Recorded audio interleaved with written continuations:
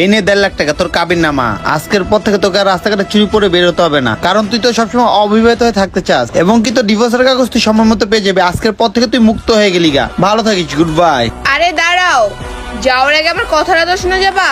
আরে তোমার কথা আমি আর কি শুনবো বলো? আমি তো তোমাকে মন থেকে ভালোবাসতাম, আর তুমি বিনিময়ে আমাকে কি দিলে? আঘাত আর কষ্ট।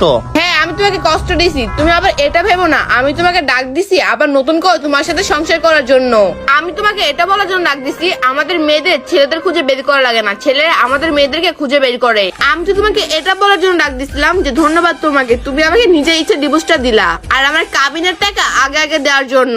ঠিক আছে, এখানে ধন্যবাদ দেওয়ার কিছু নাই। কেউ সংসার করতে না চাইলে তাকে ডিভোর্স দেওয়াটাই ভালো। ভাই দেবে, তোমার একটা কথা আমি বুঝলাম না, ছেলেরা মেয়েদেরকে খুঁজে মানে তোমাদের ছেলেদের কাছে যদি একটা অপশন থাকে না, তাহলে আমাদের মেয়েদের কাছে 100টা অপশন থাকে, বুঝতে পারছো মিস্টার নয়ন খান? হ্যাঁ মনি, আমি জানি তোমাদের মতো মেয়েদের কাছে 100টা অপশন থাকে, কিন্তু কতদিন থাকে জানো? যতদিন তোমাদের দেহ আছে, সৌন্দর্য আছে, ততদিনই তোমাদের কাছে 100টা অপশন থাকে। যখন তোমার এই রূপ যৌবন শেষ হয়ে যাবে না, তখন তোমার এই অপশন পানির সাথে ধুয়ে যাবে, বুঝতে পারছো তুমি? আর ভাই দেবে, তুমি যে ছেলের জন্য আমাকে ছেড়ে দিলা না, তুমি কি ভাবছো সে ছেলে তোমাকে ভালোবাসে? এটা তোমার ভুল ধারণা। সে তোমাকে ভালোবাসে না, ওই ছেলে তোমার সাথে এতদিনই সম্পর্ক করবে যতদিন তোমার দেহ আর সৌন্দর্য থাকবে। যখন এটাও শেষ হয়ে যাবে, তখন ওই ছেলেও তোমাকে রাস্তাঘাটে ছেড়ে দেবে, আর আমি ওয়েট করবো এই বিষয়টা দেখার জন্য। আর ভাই দেবে, আমি এটাও দেখতে চাই ওই ছেলে তোর সাথে কতদিন থাকবে। আচ্ছা মনি, তুই আমাকে একটা কথা বলতো সত্য করে, তুই যেহেতু আমাকে ভালোই না বাসতি, তা কি কারণে আমাকে কষ্ট করে বিয়েটা করলি এবং কি ডিভোর্সটা নিলি? ও আমি বুঝতে পারছি, এই টাকার জন্য, তাই না? কারণ তোদের মতো মেয়েরা টাকার কাছে বিক্রি হয়, এছাড়া আর কিচ্ছু পায় না। আর ভাই দেবে, তুই তো স্বাধীনতার টাকা তো পেয়ে গেলি। একটা কথা মনে রাখিস, তোর এই ভুল ডিসিশন নেওয়ার জন্য তুই সারা জীবন আফসোস করবি। ভালো থাকিস মনি। শুধু শুধু আমাকে এতগুলো জ্ঞান দিল, আমি কি ওর জ্ঞানের ধারধারি নাকি? আমার কি, আমি এতগুলো টাকা পেয়ে গেছি, এই টাকাগুলো দিয়ে আমার বয়ফ্রেন্ডের সাথে আমি অনেক এনজয় করব, ওর সাথে আমার সারা জীবনটা পুরো কাটিয়ে দিব আমি। আচ্ছা মনি, অনেকক্ষণ ধরে তো বসে আছি, ঠিক আছে? তুমি একটু যাও চটপটির দোকানে যায় একটু চটপটি আর পানির অর্ডার দিয়ে আসো, যাও তাড়াতাড়ি যাও, ঠিক আছে?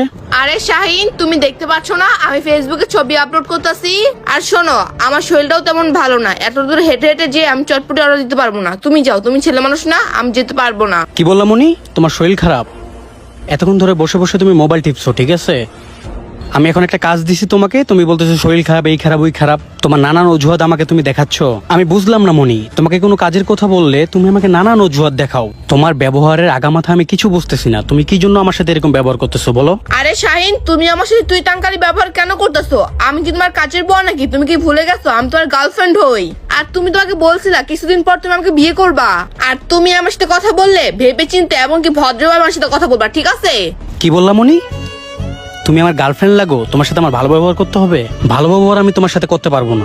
আর বাই দ্য ওয়ে, তুমি মনে হয় জানো না, ঠিক আছে? তোমার মতো 100টা গার্লফ্রেন্ড আমার পিছনে ঘুরে, যাদের আমি পাত্তা দিই না। তুমি এমনটা ভাইবো না যে তুমি আমার লাইফের গুরুত্বপূর্ণ একজন পার্সন, যে তোমাকে মাথায় নিয়ে নাচতে হবে। আরে শাহিন, তুমি এসব কোন ধরনের কথা বলতেছো? একমাত্র তোমার জন্য আমি আমার হাজবেন্ডকে ছেড়ে চলে আসছি, এখন তুমি আমার সাথে খারাপ ব্যবহার করতেছো?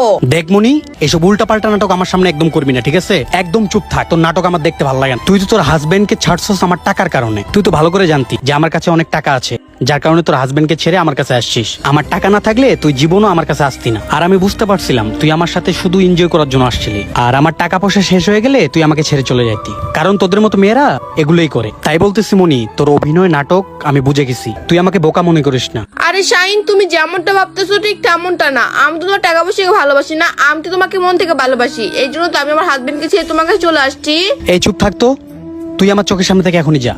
যে হাজবেন্ডের হইতে পারে না সে আমার কিভাবে হবে? হ্যাঁ, যা এখান থেকে যা, তোর মুখ আমার দেখতে মন চাচ্ছে না। আর শোন, তোদের মতো বিবাহিত মেয়েদের কাছে ছেলেরা শুধু টাইম পাস করার জন্য আসে, ঠিক আছে? সারা জীবন সংসার করে থাকার জন্য না। তোদের মতো যারা স্বামীকে ছেড়ে দেয় তারা কখনো কারো জীবন সঙ্গী হতে পারে না, ঠিক আছে? আর শোন মনি, তোকে বলতে আমি ভুলে গেছি, সামনের মাসে আমার বিয়ে ঠিক হয়ে গেছে, ঠিক আছে?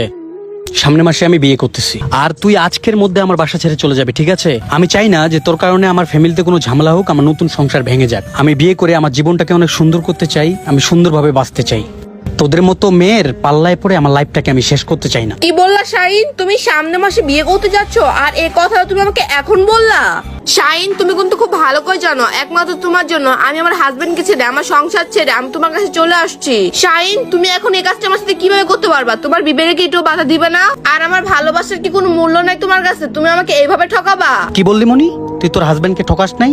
এই কারণে আমি তোকে ঠকাইছি। ঠিক আছে, তোদের মতো মেয়েদের কাছে আমার পার্সোনাল বিষয়ে আমি কিছু জানাতে চাই না, ওকে? কারণ টাকা দিয়ে আমি তোকে পালছি, তুই আমাকে পালিস নাই। তোর প্রবলেমটা কি যে আমি বিয়ে করতেছি? তোদের মতো মেয়ের কাছে 100টা অপশন থাকে। ঠিক আছে, আজকে আমার কাছে আসিস, কালকে আরেকজনের কাছে যাবি, কারণ তোদের অভ্যাসই তো এগুলা, ছেলে পাল্টানো। সমস্যা নাই, টেনশন নিচ্ছিস কেন? এখনো তো আল্লাহর রহমতে সবকিছু ঠিক আছে, তাই না? আরো ছেলে জুটে যাবে তোদের কপালে। আর ছেলেরা তো তোদের মতো মেয়েদেরকেই খুঁজে, কারণ তোরা তো বিয়ে ছাড়াই ছেলেদেরকে সবকিছু দিয়ে দেস। তাই তো ওরা 1-2 বছর ফিজিক্যাল করে তারা ছেড়ে দেয়। আর এসব নিয়ে তুই টেনশন নিস না, ঠিক আছে? আর আমার একটা ফোন আসছে, আমার হবু বউ আমাকে ফোন দিস। যা, তুই চটপটি অর্ডার দে, আমি কথা বলে একটু আসি। না, ঠিকই বলছিল, ছেলেরা কখনো বিবাহিত মেয়েদেরকে আপন করে নেয় না। হ্যাঁ মনি, আমি জানি তোমাদের মতো মেয়েদের কাছে 100টা অপশন থাকে, কিন্তু কতদিন থাকে জানো? যতদিন তোমাদের দেহ আছে, সৌন্দর্য আছে, ততদিনই তোমাদের কাছে 100টা অপশন থাকে। যখন তোমার এই রূপ যৌবন শেষ হয়ে যাবে না, তখন তোমার এই অপশন পানির সাথে ধুয়ে যাবে। বুঝতে পারছো তুমি? আর বাই দেবে, তুমি যে ছেলের জন্য আমাকে ছেড়ে দিলা না, তুমি কি ভাবছো সে ছেলে তোমাকে ভালোবাসে? এটা তোমার ভুল ধারণা। সে তোমাকে ভালোবাসে না, ওই ছেলে তোমার সাথে এতদিনই সম্পর্ক করবে যতদিন তোমার দেহ আর সৌন্দর্য থাকবে। যখন এটাও শেষ হয়ে যাবে, তখন ওই ছেলেও তোমাকে রাস্তাঘাটে ছেড়ে দেবে। বন্ধুরা, আমাদের এই সমাজে অনেক নারী এবং অনেক পুরুষ আছে যারা বিয়ের পর সংসার জীবনে সুখে থাকার চেষ্টা করে না, তারা পরকীয়া করে তাদের লাইফটা ধ্বংস করে ফেলে। তারা ভাবে পরকীয়া করলে অনেক সুখে থাকবে, এটা বাস্তব না। আসলে বাস্তব এটা কখনো পরকীয়া সম্পর্কটা টিকে না। আমাদের এই ভিডিওটা আপনাদের কাছে ভালো লেগে থাকলে অবশ্যই টাইমলাইনে পাঠিয়ে দিবেন। ধন্যবাদ সবাইকে ভিডিও দেখার জন্য। নতুন কে থাকলে লাইক শেয়ার কমেন্টস করতে ভুলবেন না।